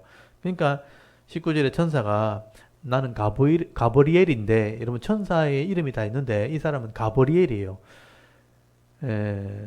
이 가브리엘의 천사는 구약에도 나옵니다. 다니엘서에 나오는데요. 이 가브리엘의 하는 역할이 뭐냐면 주로 소식을 알려주는 역할이에요. 광고하는 역할이에요. 그러니까 네가 아들 낳는다는 걸 소식을 전하러 온 사람이죠. 그래서 이제 이 천사가 20절에 보면 네가 아들 낳을 때까지 말을 못하게 될 거다. 안 믿으니까 이런 기적을 보여주는 거죠. 말을 못하게 하고 싶어도 말을 못하게 하는 거예요. 그래서 벙어리가 돼서 나온 거예요. 제사 집례하러 들어갔다가 성소를 관리하러 들어갔다가 한참 믿어도 안 나오는데 나중에 보니까 벙어리가 돼가 나온 거예요. 그러니까 이게 말을 못하니까 손짓으로 막 표현했다고 돼 있죠. 그래서 22절에 보면요, 그가 나와서 그들에게 말 못하니 말을 못하니 백성이 그가 성전에서 환상을 본 줄 알았더라. 그가 몸짓으로 뜻을 표현하며 그냥 말 못하는 대로 있더니 그 직무의 날이 다 되매 집으로 들어갔다. 15일 끝났다는 얘기죠. 그러니까 말은 못해도 일을 할 수 있으니까. 그러니까 왜 늦게 났나 물어보니까 말이 안 나오니까 뭐 손짓 발짓 한 거죠. 뭘 보고 났는가 보다 그랬다는 거예요. 근데 자기 혼자 아는 거죠. 그래서 이제 24절에 보면 이후에 그의 아내 엘리사벳이 잉태하고 5달 동안 숨어 있으니 갑자기 할머니가 애를 뵌 거예요. 그러니까 부끄러워서 말도 못하고 숨어 있다가 25절에 주께서 나를 돌보시는 날에 사람들 앞에서 내 부끄러움을 없게 하시려고 이렇게 행하심이라. 하나님께서 은혜 베푸셨네. 그래도 애기 못 나오면 유대인들 부끄러움이 있거든요. 근데 그걸 좀 면하게 하시려고 지금 주셨는가 보다. 근데 26절 여섯째 달에 천사 가브리엘이 하나님의 보내심을 받아 이제 갈릴리 나사렛에 가신 거예요. 나사렛 누가 있냐면 마리아가 있는 거예요. 요셉의 아내 마리아. 아내 될 사람이죠. 네가 처녀지만 아들을 낳게 될 거다. 그런 얘기를 하게 된 거죠. 이게 예수님의 잉태를 전하는 그러니까 예고. 예수님 잉태 예고예요. 이게 출생은 아니고 잉태 예고죠. 그래서 마리아에게 여기 27절에 내가 요셉과 정혼했습니다. 이게 말 결혼하지 않았습니다. 그렇지만 하나님께서 네게 은혜를 입겠다. 이러면 30절에 보면 마리아에게 무서워하지 말라. 네가 하나님께 은혜를 입었다. 선택이 됐다는 거예요. 그래서 네가 아들을 낳게 될 텐데 이름을 예수라 하라. 예수란 말은요. 구원자란 뜻입니다. 메시아가 너에게 나올 것이다. 그래서 32절에 그가 큰 자가 되고 지극히 높으신 네 아들이라 일컬어질 것이요. 주 하나님께서 네 조상 다윗의 왕위를 그에게 주시리니 영원히 야곱의 집을 왕으로 다스릴 것이며 이 나라가 무궁하리라. 그러니까 다윗의 왕위를 이은 메시아 왕이 나온다고 알려주게 됩니다. 그래서 34절에 나는 남자를 알지 못합니다. 처녀입니다 하니까 35절에 성령으로 잉태가 되는 거다. 여러분 이게 하나님의 신비 중에 하나죠. 여러분 우리가 출생하는 것은 우리도 몰라요. 사실은 출생의 비밀이죠. 사람이 이렇게 정자와 난자가 합쳐져 가지고 아기를 낳는 것을 우리 예전에는 과학적으로 몰랐거든요. 이런 다 이 원리를 만드신 분이 하나님이에요. 그래서 이런 세포를 만드신 분도 하나님이고 이런 창조주 입장에서는 충분히 가능한 일이죠. 그래서 성령을 통해서 잉태되어 아들을 주신다. 이 이유가 뭐냐면요. 예수님 만약에 인간의 출생 방법으로 오게 되면 죄 있는 몸으로 오게 되는 거예요. 그래서 죄 없는 몸으로 왔다는 증거가 뭐냐면 성령으로 잉태되는 겁니다. 그래서 일반적인 육신의 방법으로 오지 않고 성령으로 잉태됐다는 건 뭐냐면 죄 없이 오셨다는 거예요. 그래서 성경에는 예수님이 죄 없이 이 땅에서 십자가에 죽으셨다고 분명히 기록을 하게 되는 거예요. 이게 성령으로 잉태된 것이 죄 없이 이 땅에 오셨다는 증거가 되어지는 겁니다. 그래서 일부러 이걸 기록해 놓은 거예요. 그래서 하나님의 아들이라 일컬어질 것이라 35절 끝에 보면 성령의 은혜가 성령의 능력이 너를 덮을 테니 이게 하나님의 능력으로 잉태가 되어지는 것이기 때문에 하나님의 아들이라고 일컬어질 것이라. 그리고 37절 대저 하나님의 모든 말씀은 능하지 못하심이 없느니라. 그러니까 하나님이 창조주시기 때문에 가능하다고 얘기할 때 그 당시에 마리아가 이걸 받아들이게 됩니다. 그래서 38절에 보면요. 마리아가 이르되 주여 여종이 오니 말씀대로 내게 이루어지이다. 가브리엘 천사가 말할 때 하나님이 원하시면 그렇게 이루어지기를 원합니다 하고 받아들이고 사명 감당하겠다고 얘기하게 됐고 실제로 이제 마리아가 잉태를 하게 되어지는 겁니다. 그래서 39절에 보면 이때 마리아가 일어나 빨리 산골로 가서 유대 한 동네에 이르러. 그러니까 여러분은 그냥 이 성경을 보시니까 이게 무슨 의미인지 잘 구분이 안 가지만 잘 보세요. 26절에 보면 여섯째 달에 천사가 가브리엘이 하나님의 보내심을 받아 갈릴리 어디로 갔다고 되어 있습니까? 요거 표시해 놓으세요. 갈릴리 어디요? 나사렛. 그러니까 여러분은 지명에 대한 개념이 별로 없죠. 갈릴리는 저 북쪽이에요. 나사렛이라는 동네는 갈릴리 호수 밑에 있어요. 근데 39절에 이때 마리아가 일어나 빨리 산골에 가서 유대의 한 동네, 유대로 갔다고 돼 있죠. 유대는 어디냐? 예루살렘을 말하는 거예요. 그러니까 이 거리는 굉장히 멀어요. 그래서 제가 지도를 좀 보여드릴게요. 여러분 이건 개념을 알고 보셔야 됩니다. 우리 여기 지도를 좀 주시면 여기 지도 한번 보십시오. 여기가 갈릴리 호수가 여기에요. 갈릴리 호수. 여기 요단강이 이렇게 흘러 내려오면 여기 사해 바다입니다. 여기는 이렇게 골짜기라게 지어 있죠. 요게 요 높이가 400m가 넘어요. 400m 쭉 올라가가지고 산지로 쭉 올라갑니다. 여기서 나사렛에서 여기서 갈릴리 호수 바로 밑에가 나사렛이에요. 나사렛에서 걸어서 가면 갈릴리 호수 갈 수 있습니다. 근데 이 나사렛에서 예루살렘까지 오는 거리는요, 꽤 멀어요. 제가 그때 갔을 때 차를 타고 하루 종일 내려왔었거든요.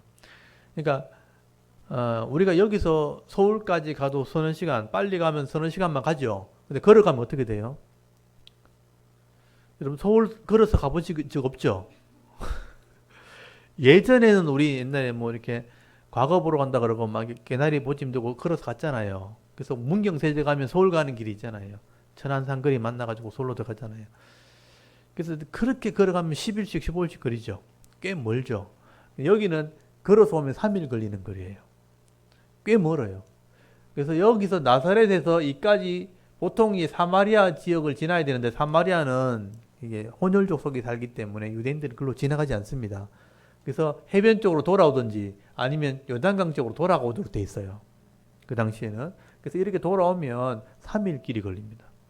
근데 오늘 본문에 보십시오. 39절에 이때 마리아가 일어나 빨리 산골에 가서 유대 한 동네에 이르렀다고 돼 있죠. 그러니까 우리는 빨리 갔다 그러니까 금방 온 줄 알아요. 이게 3일 걸은 게 3일 걸어서 온 거예요. 꽤 먼 길이에요. 그리고 여기 보시면 여리고를 지나가지고 산골, 이게 한참 오르막길이에요. 400m가 넘는 오르막길 올라가지고 예루살렘은 한 800m, 900m 되는 곳이에요. 베다니 지나서 예루살렘 지나서 여기 엔케렘이라고 있어요. 엔케렘. 여기가 세례 요한이 집이 있는 곳입니다. 엔케렘. 여기 보면 유대 한 동네라고 돼 있잖아요. 요걸 엔케렘이라고 써놔야 돼요. 엔케렘. 예루살렘 뒤에 있는 엔케렘이라는 곳에 세례 요한의 집이 있어요. 지금도 이걸 기념해서 세례 요한 교회를 세워놨어요. 그래서 마리아와 엘리사벳이 거기서 만나거든요. 그 만나는 것을 기념하는 교회가 지금 세워져 있어요. 나중에 가보시면 알게 돼요. 이걸 다 기념해서 교회를 세워놨습니다. 그래서 마리아가 잉태되었을 때 이 엘리사벳을 찾아갑니다. 그러니까 처녀가 잉태해서 애들 난다니까 네 친족 엘리사벳도 그 나이 많은 할머니가 애를 가졌다. 한번 가봐라. 이게 뭐냐면 이 기적이 나타나는, 이제 예수님이 태어나는 잉태를 하게 되는데, 네가 예수님 태어나기 전에 한 사람이 더 태어날 세례 요한도 지금 준비되어 있다. 네가 한번 찾아가 봐라. 그래서 이제 이 길을 찾아오게 된 거예요. 그래서 여러분 39절에 마리아가 엔케렘 유대 한 동네에 이르게 되었고, 40절에 사가랴의 집에 들어가 엘리사벳을 문안 딱 하는데 딱 만났는데, 엘리사벳이요 할머니가 마리아의 친족이거든요. 마리아가 문안함을 들으며 아이가 복중에서 막 세례 요한이 발로 막 찬 거예요. 그러니까 예수님이 잉태되어서 오는 걸 보고 세례 요한이 발로 막 찼다는 거예요.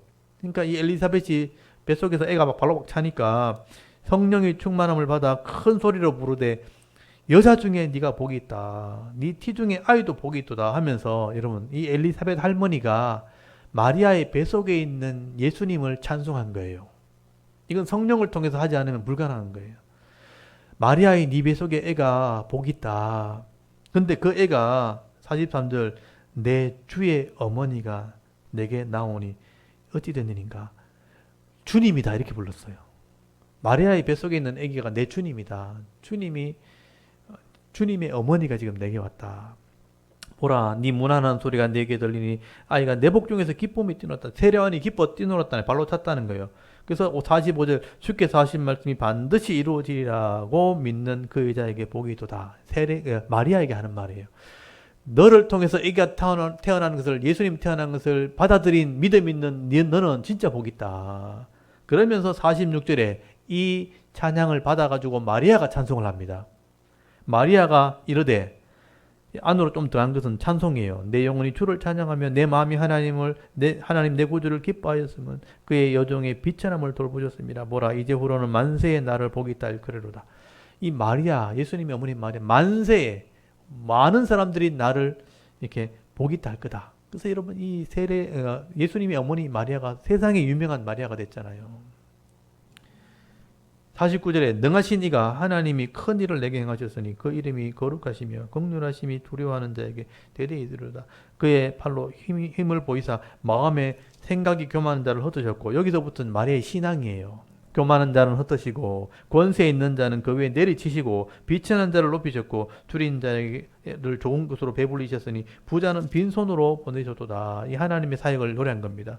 그 종 이스라엘을 도우사 긍휼을 여기시고 기억하시되 우리 조상에게 말씀하신 것 같이 아브라함과 그 자손에게 영원히 하시리로다 하고 석 달을 거기서 머물렀다는 거예요.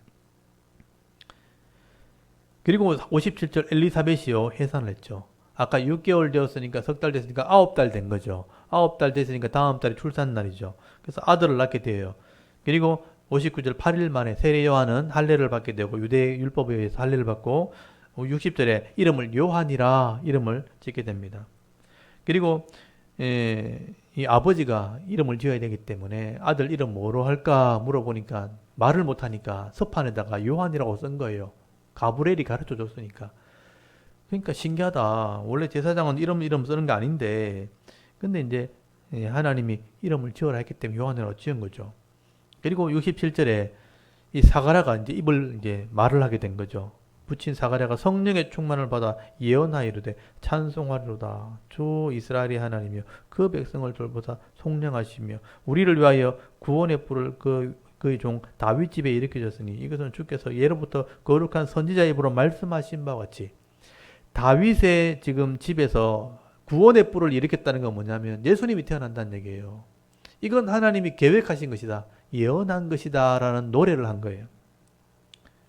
그리고 71절 우리 원수에게서와 우리를 미워하는 모든 자의 손에서 구원하는 일이다. 죄에서 구원한다는 거죠. 이건 마귀를 멸하고 죄에서 구원하는 일이다. 72절 우리 조상을 긍휼히 여기시며 그의 거룩한 언약을 기억하셨으니 이거 하나님의 언약이 이루어진 거예요. 언약을 기억하신 것이다. 그리고 76절에 이 아이여 세례 요한에게 하는 말이죠. 네가 지극히 높으신 이 선지자라 일컬음을 받고 주 앞에 앞서가서 그 길을 준비하며 하여 주의 백성에게 그 죄 사함으로 말며 구원을 알게 하리니 예수님보다 먼저 앞서가서 구원을 알게 한다. 회개시킨다는 것입니다. 그 일을 하게 될 거다. 그래서 이제 80절에 아이가 심령이 강해지고 나서 덜판에 있었다는 것은 나신인으로 선지자로 사역을 했다 하는 얘기를 하게 되는 겁니다. 그리고 2장에 예수님의 탄생 기사가 나오게 된 거예요. 2장부터가 예수님 탄생 기사입니다. 예수님이 어떻게 태어나게 되었는가. 그러니까 1장은 세례 요한의 탄생 기사. 그 안에 예수님의 탄생 예고가 있어요. 그러니까 벌써 이 엘리사벳의 찬양, 마리아의 찬양, 사가랴의 찬양이 나오잖아요. 이건 다른 복음서에 전혀 나오지 않는 얘기예요. 누가만 기록한 거예요. 그럼 제가 이렇게 설명하는 거 이야기식으로 쭉 하고 나니까 이 상상이 되잖아요. 그러니까 성화를 그릴 수 있는 거예요. 이런 얘기 듣고 엘리사벳 늙은 할머니가 이렇게 임신한 모습이라든지 마리아가 기뻐 뛰는 모습이라든지 이게 상상이 되잖아요. 그래서 성화를 그릴 수 있는 거예요. 이 누가의 얘기가 이런 많은 성화들을 만들게 되는 겁니다. 나중에 이제 이런 인터넷에서 이런 내용을 성화를 찾아보면 다 나와요. 이미 이런 것들을 읽은 사람들이 이런 상상을 통해서 이 은사 있는 그림을 그리는 재주가 있는 사람들은 실제 그림을 그리기 시작하는 거죠. 그리고 이게 누가복음 1장이다 이렇게 설명하는 거예요. 이게 누가복음 1장에 나오는 얘기다. 이 글을 읽지 못하는 사람들에게는 이렇게 그림으로 설명을 하게 되는 겁니다. 2장은 예수님 탄생 기사인데 이게 성탄절에 제일 많이 나오는 게 2장이잖아요. 그래서 이 2장에는 목자들의 찬양이 나와요. 양을 치는 목자들 가운데 예수님이 구유에 태어나게 되는데 중요한 것은 마태복음에서는 동방박사가 나오잖아요. 동방에서 온 박사들이 별을 보고 찾아와서 경배하는 장면 나오죠. 근데 누가 보면 그게 안 나와요. 관점이 다르다는 거예요. 그 동방박사, 동방에 있는 박사들이, 천문학자들이 별을 보고 와서 경배하고 예배했다는 건 뭐냐면 예물을 드렸다. 유대의 왕이 태어났다는 것을 목성과 토성을 봤거든요. 그러니까 지금도 이런 별들을 보면서 관측을 합니다. 그래서 목성과 토성이 만나는 일은 800년 만에 한 번씩 일어나는 일이에요. 근데 그렇게 일어날 때는 시대에 큰 인물이 태어난다는 뜻이거든요. 그게 왕이 태어난다는 걸 관측자들이 보고 찾아온 거예요. 근데 왕으로 경배했다는 건 뭐냐면 마태가 얘기하고 싶은 것은 뭐냐면 예수님이 왕이었다는 것을 증명하기 위해서 이런 동방의 박사들도 인정했다 하는 것을 역사에 기록한 것이고, 이 누가가 기록하는 것은 가장 비천한 자로 왔다, 낮은 자의 모습으로 왔다 하는 것을 증명하기 위해서 들판의 목자들 속에서 예수님이 구유에 태어났다. 그러니까 말의 구유, 밥통, 말밥통에서 태어났다는 얘기는 누가가 기록한 거예요. 이걸 짬뽕해가지고 성탄절을 보통 성격을 해요. 말구에 태어난 이 예수님이 그 뭐 소원한 나귀 옆에서 마리아가 안고 있으면 동방박사가 찾아오거든요. 그는 마태복음과 누가복음이 섞인 거예요. 그렇게 성탄절을 보통 연극을 하기도 하고 뭐 이렇게 성화를 그리고 막 이렇게 하는 거예요. 그래서 이런 관점이 다르다는 것도 참 재밌는 얘기죠. 그래서 다양한 관점에서 보면서 결국 예수님의 전체적인 모습이 드러나게 되는 거죠. 이런 얘기들은 이제 탄생기사는 길기 때문에 제가 다음 주에 다다음 주에 제가 설명을 드리도록 하겠습니다. 오늘은 1장, 누가복음 1장만 제가 설명을 드렸습니다. 세례 요한의 탄생기사, 그리고 예수님의 탄생 예고, 그리고 마리아와 엘리사벳에 대한 이야기. 이러면 좀 머릿속에 정리가 되죠. 요걸 이제 잘 정리. 누가는 이렇게 세밀하게 조사해서 기록한 거예요. 다른 복음서에 안 나온다는 게 특징입니다. 그래서 1장은 누가 특수라고 써놔야 돼요. 누가복음에만 나오는 이야기.